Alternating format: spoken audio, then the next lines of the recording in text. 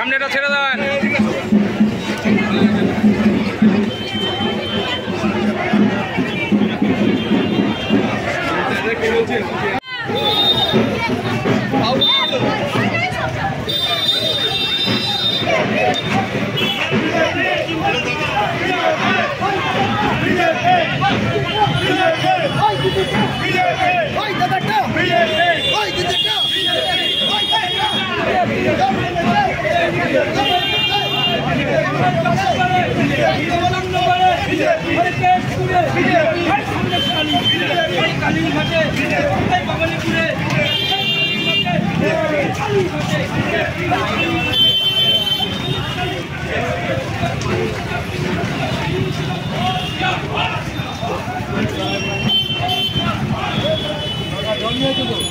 আসার পর তো নয়, দমদমের মানুষ, বাংলার মানুষ, ভারতবর্ষের মানুষ তৈরি হয়ে আছেন নরেন্দ্র মোদীকে তৃতীয়বারের জন্য প্রধানমন্ত্রী করবেন 400-র উপর আসন দিয়ে।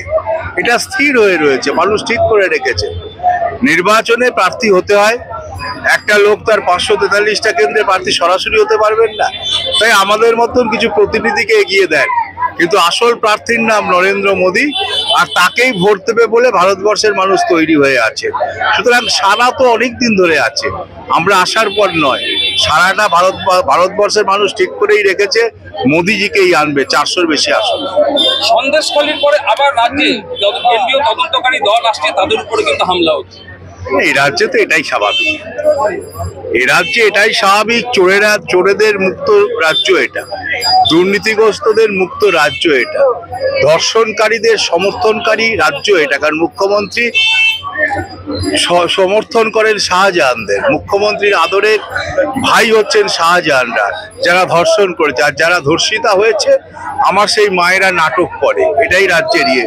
সেখানে তো এই জিনিস হবে, সেখানে এটা স্বাভাবিক।